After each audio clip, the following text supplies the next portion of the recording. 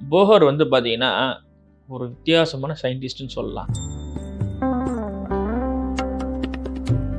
இருக்கிறதுலயே ஈஸியான சிலை எதுன்னு கேட்டா சிவலிங்கம் தான். இப்போ சிவபெருமான் வேற, முருகப்பெருமான் வேற கிடையவே கிடையாது. முருகப்பெருமானுடைய அழகே என்னன்னு கேட்டீங்கன்னா, மலை மீது நின்று முருகப்பெருமான்ட்டு அதிகப்படியா தீர்வு என்னன்னு கேட்டீங்கன்னா, எல்லாமே அவர்கிட்ட இருக்குன்னு சொல்றாரு.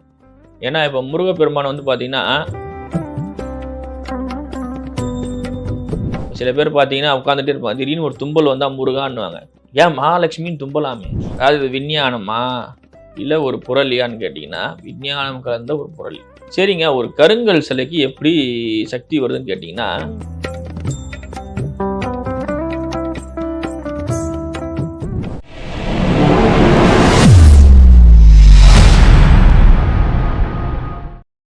ஏரோ டிவைன் நேயர்கள் அனைவருக்கும் வணக்கம். இன்னைக்கு முருகர் பத்தி நிறைய விஷயங்கள் நம்ம தெரிஞ்சுக்க போறோம்.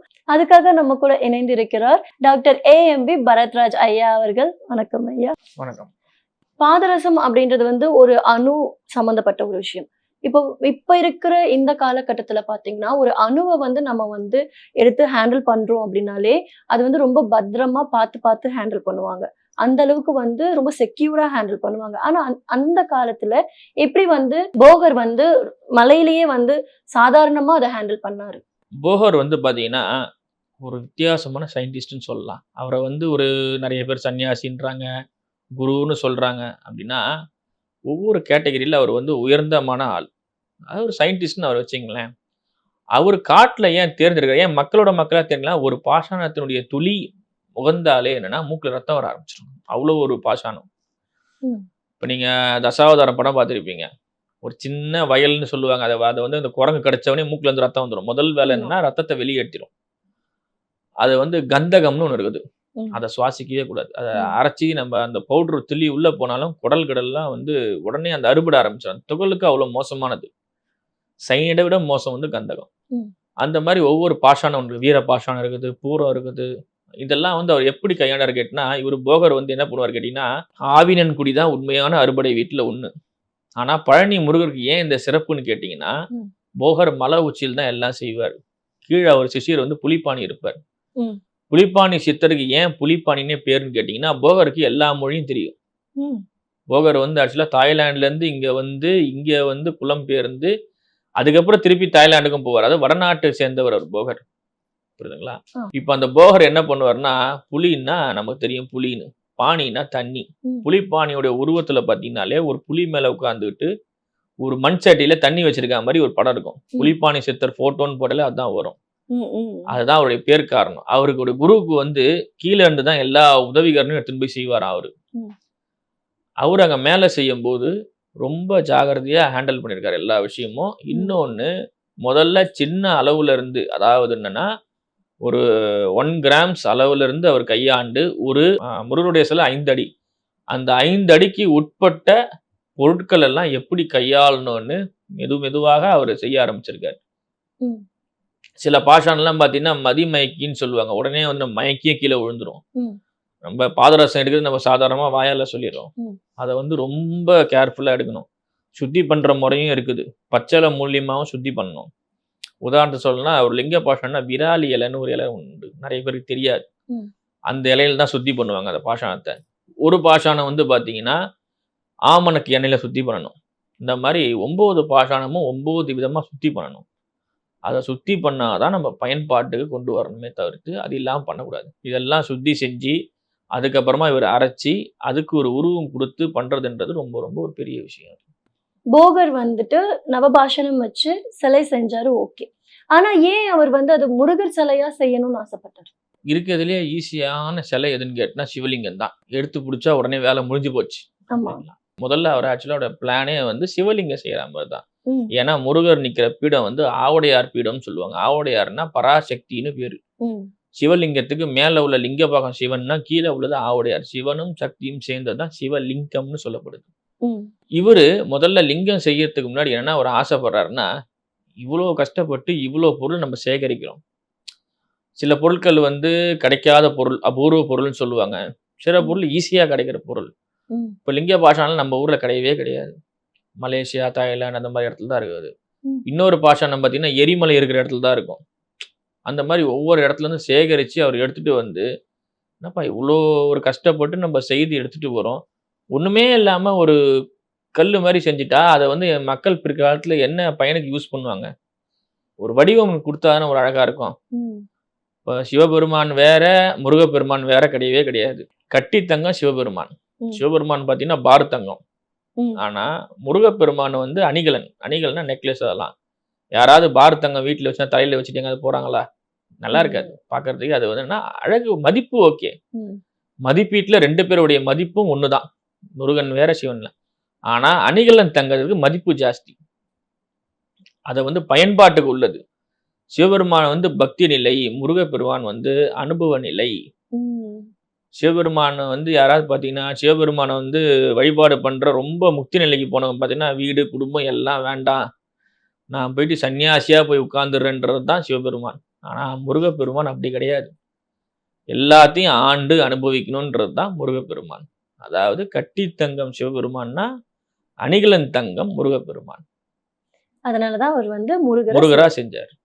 குன்று இருக்கும் இடமெல்லாம் குமரன் இருப்பான்றது ஐதீகம். எதனால அவர் வந்து குன்று இருக்கிற இடத்துல மட்டுமே காணப்படுறாரு? முருகப்பெருமான் ஏன் குன்று இருக்கக்கூடிய இடத்திலேயே காணப்படுறான்னு கேட்டீங்கன்னா, மக்களை பார்க்கும் ஒரு தலைவன்னு பேரு. ம். அதாவது தனக்கு நம்ப வந்து இப்ப என்னன்னா, ஒரு ஹைட்டான ஆள் நம்ம ஈஸியா கண்டுபிடிக்கலாம். உயரமான ஆள வந்து நம்ம குள்ளமா இருக்க ஆள பார்த்தீங்கன்னா கண்டுபிடிக்க முடியாது. ஒரு கூட்டத்துல வந்து ஒரு திருவிழா கூட்டத்துலலாம் பார்த்தீங்கன்னா, அந்த அண்ணன் அங்க இருக்காரு பாரு. ம். என்ன எப்படி கண்டுபிடிக்கிறாங்கன்னா, ஹைட்டா இருக்கிறதுனால. ம். முருகப்பெருமானுடைய அழகே என்னன்னு கேட்டீங்கன்னா, மலை மீது நின்று எல்லாரையும் கண்காணிக்கிறது தான் அவருடைய முதல் வேலை. எல்லோரையும் பார்த்து கொண்டிருக்கிறார் முருகப்பெருமான். இப்ப மீதி கடவுள்லாம் பார்க்கலையா? அப்படின்னா அப்படி கிடையாது. இவரு கொஞ்சம் அதிகப்படியா கேர் பண்றாருன்னு தான் விசேஷம்.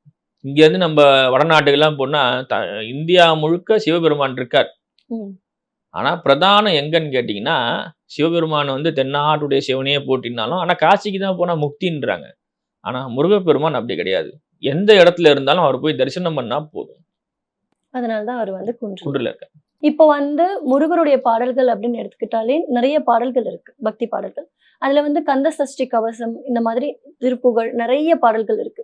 இந்த பாடல்கள் எல்லாமே வந்து மக்களுக்கு என்ன விஷயத்தை வந்து உணர்த்துது? பாடல்கள் எல்லாமே பார்த்தீங்கன்னா, முதல் விஷயம் கந்த சஷ்டி கவசம். ம். முதல் வார்த்தையை துதிப்போர்க்கும் வல்வினை போம் துன்பம் போல். ம்.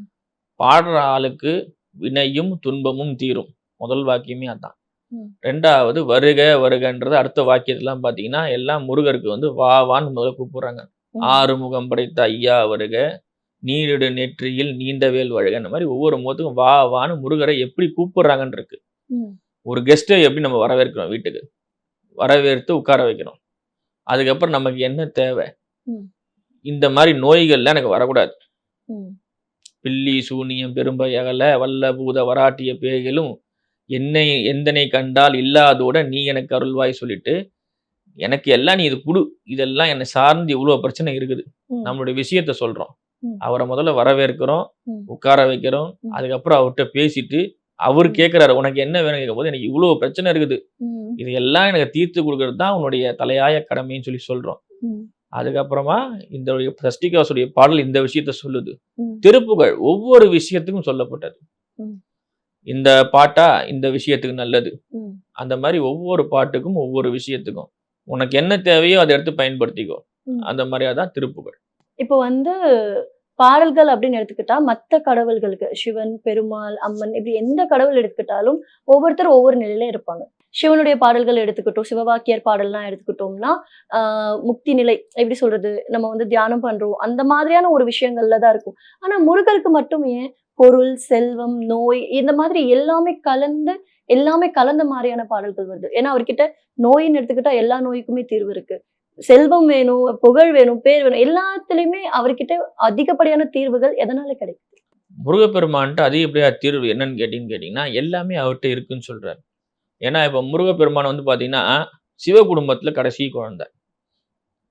இப்ப நம்ம ஒரு குடும்பமாவே எடுங்களேன், கரெக்டா எடுத்தீங்கன்னு வச்சுங்களேன். அண்ணா எடுத்துங்க, முழுமுக கடவுள். ம். அப்பா யாருன்னா பரமேஸ்வரன். ம். அம்மா பார்வதி, உலகத்துக்கே அன்னை. ம். மாமா வந்து யாருன்னு கேட்டீங்கன்னா மகாவிஷ்ணு. அத்தை வந்து பாத்தீங்கன்னா மகாலட்சுமி. லக்ஷ்மி. அப்போ இவ்வளோ சொந்தக்காரங்களை சேர்த்து வச்சுறாரு. இவங்கள தனித்தனியா வழிபாடு பண்றதுன்றது முன்னுக்கு பின்னான கருத்துக்கள். இப்ப ம். சிவபெருமான பூஜை பண்ணணும்னா அந்த உரிய நேரத்துல பூஜை பண்ணணும் ஒண்ணு. ம். சிவ பூஜைக்கு வந்து ரொம்ப அதிகபட்ச உச்சத்துல வந்து என்னன்னு கேட்டீங்கன்னா, ம். சில பேர் ராவணன் பார்த்தீங்கன்னா தன்னுடைய தலையே கொய்து பூஜை பண்ணான்னு சொல்றாங்க. ம். ம். சிவபெருமான பூஜை பண்ணாத ஜீவராசியே கிடையாது. ஆமா. திரு எறும்பூர் எறும்பு பூஜை பண்ணது, திரு ஆனைக்காவல் யானை பூஜை பண்ணது, சிலந்தி பூஜை பண்ணது காளஹஸ்தி. அந்த மாதிரி சிவனுக்கு நிறைய ஜீவராசி பூஜை பண்ணிடுச்சு. ம். முருகனுக்கு மனுஷன் தான் பூஜை பண்ணிட்டு இருக்கான், வேற எந்த ஜீவராசியும் பூஜை பண்ணல. ஏன்னா மனுஷனுக்கு தேவைகள் ஜாஸ்தி. இப்ப இந்த ஒவ்வொரு கடவுளையும் போய் அவனால் தனித்தனியா கும்பிட முடியாது. ம். அதுக்காக தான் முருகப்பெருமான் ஒரு ஆளை கும்பிட்டா போதும், உனக்கு எல்லாமே நான் தரேன்னு அவரே சொல்றாரு. இன்னொன்னு முருகப்பெருமான் வந்து மக்களோட ஐக்கியமானவர். ம். சில பேர் பார்த்தீங்கன்னா உட்காந்துட்டே இருப்பாங்க, திடீர்னு ஒரு தும்பல் வந்தா முருகான்னுவாங்க. ஏன் மகாலட்சுமின்னு தும்பலாமே, செல்வம் தானேங்க, மகாலட்சுமின்னு தும்பலாமே. ஏன் அந்த வார்த்தை வருதுன்னா தன்னை மீறி அந்த ரத்தத்தோட ஊர்ன ஒரு விஷயங்கள். அம்மான்னு எப்படி ஏன் வருதுன்னு கேட்டீங்கன்னா அந்த உணர்வு. ம். அந்த மாதிரி தான் முருகப்பெருமான் வந்து உணர்வுபூர்வமான கடவுளே தவிர்த்து அவர் அனுபவிக்கலாமே தவிர்த்து ஆராய்ச்சி செய்யலாது. ஆனா சிவபெருமான ஆராய முடியாது. ஆனா அவர்கிட்ட முக்தி கிடைக்கும், முருகர்கிட்ட முக்தி கிடைக்காது. வேற ஒண்ணுமே கிடையாது. தேவைகள் தான் ஜாஸ்தி ஆகும். அவரு குடுக்க நமக்கு தேவைகள் தேவைகள் அதிகமாயிட்டே ஜாஸ்தி ஆயிட்டே போகும். இப்போ முருகரை வந்துட்டு செவ்வாயின் அதிபதின்னு சொல்றாங்க. எதனால அவர் செவ்வாயின் அதிபதியா இருக்காரு? செவ்வாய்னா போர்க்கடவுள். அதாவது நம்ம ஜாதக கடத்துல 9 கிரகங்கள் இருக்கு. ம். இந்த 9 கிரகங்களுக்கும் ஒவ்வொரு குணாதிசயம் உண்டு. சூரியன்னா ராஜா, சூரியன் தான் உதயமாகணும். ம். ஆங்கில கணக்குப்படி ராத்திரி 12 மணி ஆச்சுன்னா மறுநாள் டே ஓப்பன். ஆமா. ஆனா தமிழுடைய கணக்குல பொறுத்த வரைக்கும் பார்த்தீங்கன்னா, சூரிய சூரியன். பகவான் எத்தனை மணிக்கு உதயம் ஆகுறாரோ அப்பதான் அந்த நாளுடைய துவக்கமே ஆரம்பம். இத வந்து பார்த்தீங்கன்னா, அகத்தியரும் சொல்றார். அலரி, புலரி, நெடுவன், ஆதித்யன். அலரின்னா சூரியன். ம். உலரின்னா அந்த கதிர்வீச்சு வெளியே வருது. ம். புலரின்னா எழுந்துறதுன்னு அர்த்தம். ம். இந்த மாதிரியான விஷயம் பார்த்தீங்கன்னா, இந்த இவரு வந்து சூரிய பகவான். ம். ஒவ்வொருத்தருக்கும் ஒவ்வொரு வேலை இருக்கு. அதுல போர்க்கடவுள் செவ்வாய். ம். எல்லாருக்குமே முருகனுக்கு வந்து ஆட்டுக்கடான்னு வாகனம் இருக்கு தெரியவே தெரியாது. புரியுதுங்களா? சூரசம்ஹாரத்துக்கு மட்டும் ம். சிகப்பு கலர் ஆடு இருக்கும். செம்மறி ஆட்டு மேல உட்கார்ந்து தான் போவார். செம்மறி ஆட்டுக்கடால தான் போவாரு. சம்ஹாரம் ம். பண்ணிட்டு வருவார். ம். இந்த ஆட்டுக்கடாவினுடைய அதிபதி யாருன்னு கேட்டீங்கன்னா, மேஷம்னு பேரு. ஆடுக்கு மேஷம்னு பேரு. மேஷராசி அதிபதியுடைய யாருன்னா செவ்வாய். ம். செவ்வாய் யாருன்னா முருகனுக்கு பாதுகை. பாதுகைன்னா ம். என்ன? செவ்வாய் பகவான் முருகனுடைய பாதத்துல செருப்பா இருக்காராம் போர்க்களத்துல. முருகப்பெருமான் போரிடும்போது வயசு 3, போர் முடியும் போது வயசு 6. 6 வயசு குழந்தை போர் முடிக்கும் போது 3 வருஷமா ஒரு போர் போர் பண்ணிட்டு புரிகிறார். கைலாலயத்திலிருந்து கிளம்பும்போது 3 வயசு, ம். போர் முடியும் போது 6 வயசு, முடிஞ்சு திரும்பும் போது 16 வயசு. ம். அவ்வளோ தூரம் வந்து எல்லாருக்கும் அனுகிரகம் பண்ணி முக்தி கொடுத்துட்டு தான் கரையேறி வரார். அப்புறம் ம். தான் திருமணம் பண்றார். இப்போ வந்து நம்ம முருகர் வந்து நிறைய விஷயங்கள் செஞ்சிருக்காருன்னு சொல்றோம். முருகர் வந்து போர் புரிஞ்சார். அதே மாதிரி முருகர் வந்து மருத்துவம் அந்த மாதிரியான விஷயங்களுக்கெல்லாம் வந்துட்டு எல்லாமே அவர்கிட்ட இருக்குன்னு சொல்றோம். செல்வம்ல இருந்து எல்லாமே அவர் வந்து குடுக்குறாரு. அவர்கிட்ட எல்லாமே இருக்குன்னு சொல்றோம். ஆனா சில பேர் என்ன சொல்றாங்கன்னா, முருகர் வந்து மனிதன் தான். அவர் வந்து ஒரு ராஜா. அவருக்கு வந்து நம்ம வந்து விசுவாசமா இருக்கிறதுக்கு தான் கடவுளா பார்க்கிறோம்னு சொல்றாங்க. சில சில பேர் என்ன பண்றாங்கன்னா, இல்ல அவர் கடவுள் தான். நம்மளையும் மீறிய ஒரு சக்தி அப்படின்னு சொல்றாங்க. அப்போ இவர் வந்து மனிதரா? இல்ல கடவுளா? அதாவது முருகர்னா முதல்ல யாருன்னு கேட்டீங்கன்னா, ஒரு கடவுள். மனிதரா பார்த்தா மனிதர். முதல் விஷயம். அதாவது இது விஞ்ஞானமா? இல்ல ஒரு புரளியான்னு கேட்டீங்கன்னா, விஞ்ஞானம் கலந்த ஒரு புரளி. அதாவது முதல்ல என்னன்னு கேட்டுங்க. இப்போ ஒரு ராகவேந்திர சுவாமி இருக்கிறார். ராகவேந்திர சுவாமி நமக்கு நல்லா தெளிவா தெரியும். அவரு இங்க பூமியில மனுஷனா வாழ்ந்து, அதுக்கப்புறமா சிவபதவி அடைந்து, இப்போ வந்து மனிதரா இருக்காரு. ஒரு சித்தர்ன்னு சொல்லலாம். இப்ப ம். தமிழ்ல சொன்னா சித்தர், சமஸ்கிருதத்துல சொன்னா ஒரு சன்னியாசி. 2 ம். கேட்டகரியா பிரிச்சுக்கலாம். ம். முருகப்பெருமான் யாருன்னா, வாழ்ந்து எழுந்து முக்தி அடைந்தவர். அதாவது இப்போ உங்களுக்கு நம்மளுடைய புராண கதைகள்லாம் நல்லாவே தெரியும். குரங்குல இருந்து மனுஷன் வந்தான். இத ம். யார் கண்டுபிடிச்சா சொல்லுங்க? குரங்குல இருந்து மனுஷன் வந்தான்னா? சயின்டிஸ்ட் கண்டுபிடிச்சாங்கன்னு நினைக்கிறேன். நான் கிடையவே ஸ்கூல்ல கிடையாது. அப்படிதான் படிச்சேன். ராமாயணத்துல ஆ. வாலி, சுக்ரீவன்லாம் பரிணாம வளர்ச்சி ஆன குரங்கிலிருந்து வரக்கூடிய மனிதர்கள். அப்பதான் பரிணாம ஓகே. வளர்ச்சி வருது. அயோத்தியிலிருந்து ராமர் கிளம்புறாருங்க. ம். கிளம்பி வராரு. வரும்போது தமிழ்நாட்டு கிட்ட வரும்போது தான் அவர் அடையறார். ஒரு குரங்கு கிட்ட நட்பு வர்றது தானேன்னா குரங்கும் மனுஷனும் சேர்ந்த உருவம் தான் ஆஞ்சநேயர். உங்களுக்கு தெரிஞ்ச எல்லா விஷயமும் ஓகே. பரிணாம வளர்ச்சி அடைந்த ஒரு ஜீவராசி. ம். 2வது விமானத்தை ஓட்டுறது யாருன்னு நான் கேட்கலாமா உங்கள்கிட்ட? விமானத்தை ஓட்டுனதா? முதல் ராவணன் தான். ராவணன் வந்து பாத்தீங்கன்னா புஷ்பரக விமானம்னு வச்சிருக்கான். ம், ம், ராவணனுக்கு 10 தலைலாம் கிடையாது. ம், ஒரே தலை தான். 10 தொழில்ல தலை சிறந்தவன். ம், புரியுதுங்களா? அதே மாதிரி தேரை சித்தர்னு ஒரு சித்தர். மூளையை ஆப்ரேஷன் பண்ணக்கூடியவர். அதாவது ஒரு மூளையில இலக்கி வச்சு அதுல இருந்து இந்த தேரையை வெளில எடுத்தா அவர் பேர் தேரை சித்தர்னு ம், ஒரு பேர். ம், இந்த முருகருக்கு நம்ம வருவோம். ம், முருகர் என்ன காரணம்னு கேட்டீங்கன்னா, முருகர் நம்ம மூதாதையருக்கெல்லாம் மூதாதையர்னு சொல்லப்பட்டது. ம், இப்ப பிற மதத்துல எப்படி ஆதாம் ஏவாள் ஃபர்ஸ்ட்ன்றாங்களோ, நம்ம பரிணாம வளர்ச்சிக்கு முருகன் தான் ஆதாரம். இப்ப நம்ம ஒரு மனுஷன் வாழணும். அவன் வாழணும்னா அவனுக்கு என்னென்ன தேவை? அதுக்கு முதல்ல தேவை என்னன்னா ஒரு கருவி. கருவின்னா என்னன்னா பாறையை உடைக்கிறாரு, ஏர்கலப்பை செய்யறாரு, விவசாயம் எப்படி கொண்டு வர்றது? ம், உரப்பட்ட செடி கொடிலாம் இருக்குது. எல்லாத்தையும் மனுஷன் சாப்பிட்றானா? கிடையாது. ம், அரிசியை மட்டும் தான் பிரதானமா கொண்டு வரான். ம், அந்த அரிசியை எப்படி விளைய வைக்கணும்? ம், அது எல்லாமே குறிப்பிட்டு எல்லாத்தையும் கொண்டு வராரு. ம், அவனுக்கு எதை தேவை? ம், எதை கொண்டு அவன் வந்து பரிணாம வளர்ச்சி ஆறான்? ம், எப்படி வந்து முதல்லலாம் பார்த்தீங்கன்னா, இந்த பொருளுக்கு இந்த பொருள் இணையானதா குடுத்துட்டுருந்தாங்க. அதுக்கப்புறம் தான் காசு வந்து அதாவது நகைய மாத்திக்கினாங்க. பண்டைய காலத்து அப்படியே ஒண்ணொண்ணா பரிணாம வளர்ச்சி வந்து இன்னைக்கு வந்து பணம். ரெடிமேடா எல்லாமே இருக்கு. நம்ம போயிட்டு ஒரு பேப்பர் குடுத்தா, பேப்பருக்கு தகுந்த மாரி பொருள் நெறைய வருது. பணம்ன்ற ஒரு விஷயம் வந்துருச்சு இப்போ. ஆனா அப்ப அந்த மாரி கிடையாது.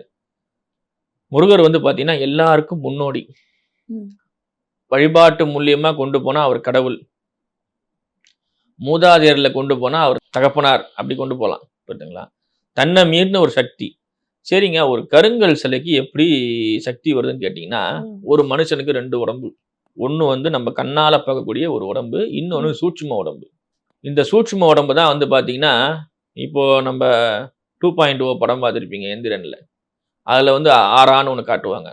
என்னைக்குமே வந்து பார்த்தீங்கன்னா, வெளிநாட்டு விஷயங்கள சொன்னா தான் நம்ம ஆளுங்களுக்கு புரியுமே தவிர்த்து, ம், உள்ளூர்க்கார அருமை தெரியாது. புரியுதுங்களா? இந்த ஆரான்றது தான் என்னன்னு கேட்டீங்கன்னா, எல்லா லேடீஸ்க்கும் நெறைய இருக்கும் ஆரா. அதனால தான் அவங்க சாமி ஆடுறாங்க. ஜென்ட்ஸுக்கு சாமி அந்த அளவுக்கு வராது. என்ன காரணம்னா, அவங்க தன்னை மீற மாட்டாங்க. ம், ம், இந்த ஆரான்றது என்னன்னா, இப்ப நாங்க ஒரு வீட்டுக்கு வந்து ஒருத்தர் வராருன்னு வச்சுக்கங்களேன், "இப்பதான் நான் உங்கள நெனச்சேங்க. நீங்க ம், வந்துட்டீங்க" ம், அப்படின்னு சொல்லுவாங்க. ம், என்ன காரணம்னா, அவங்களுடைய எல்லைக் கோட்டுக்குள்ள இந்த விஷயம் வரும்போது, அவங்களுக்கு தெரியுது. இப்ப இந்த புலிகள் பார்த்தீங்கன்னா, தனித்தனியா தான் வாழும். கும்பலா வாழாது. ம், சில பேர் வந்து காட்டுக்கு ராஜா புலின்னுவாங்க. ம், சிங்கம்பாங்க. உண்மையிலேயே அது கிடையவே கிடையாது. ம், சிங்கம் வந்து சமதளத்துல தான் வாழும். ம், காட்டுல வாழவே வாழாது. ம், புரியுதுங்களா? புல்லு, பூண்டு இருக்க இடத்துல தான் வரும். மரம் இருக்க இடத்துல சிங்கம் வாழவே வராது. ஒரு டிஸ்கவரியாவது பாருங்க. மரம், செடி, கொடி அடர்ந்த காட்டுல இருக்குன்னா கிடையவே கிடையாது. புலி தான் இருக்கும். ம், அதே போல சிங்கம் சிங்களா வரும்பாங்க. ம், சிங்கம் கூட்டமா தான் வேட்டையாடும். புலி ஒண்ணு தான் தனித்து போய் அடிக்கும். எல்லாமே வந்து ஒரு கோர்ப்பான மொழிக்காக சொன்னப்பட்ட விஷயம். இப்போ புலி வந்து தன்னுடைய எல்லைய பிரிக்கும். அப்படின்னா, சில இடங்கள்ல அதனுடைய சிறுநீர் கழித்தும், ம், அதனுடைய சில விஷயங்கள்லாம் காமிச்சு, அடுத்த புலிய என்டர் ஆகாத மாரி பயத்துல வச்சிருக்கும். ம், அது சில காலகட்டத்துக்கு மட்டும் தான் இணையோட சேர்ந்துட்டு, அதுக்கப்புறம் திருப்பி தனியா தான் வாழும். ம், இது புலியுடைய குணாதிசயம். இந்த மாதிரி ஒவ்வொரு மனுஷனுக்கும் ஒரு ஆறா ஒண்ணு உண்டு. தனித்துவமான ஒரு உடல். நம்ப சாமி கும்பிடும்போதுன்னா, மனசு ஒருநிலைப்படும்போது அந்த ஆறா என்ன பண்ணும்னு கேட்டீங்கன்னா, கருங்கல்லால இழுக்கப்படும். அப்போ அந்தவுடைய சக்தி வந்து ஏற்கனவே எத்தன பேர் கும்பிட்டுருக்காங்களோ, அந்த சக்திய கிரகிச்சு வச்சு, அத நமக்கு தரும்போது, இந்த கோவிலுக்கு போனேன், உடனே நடந்தது. ஏன் பக்கத்துல இருக்க கோவிலுக்கு போனா நடக்காதான்னா, அந்த இடத்துல ஆறாக்களுடைய விஷயம் வந்து கம்மியா இருக்கும். சாமி மேல குறை கிடையாது. ம். அதனுடைய கணக்கீட்டின் மேல குறை. வேற ஒண்ணும் இல்ல. இதுதான் வந்து முருகருடைய விஷயமே.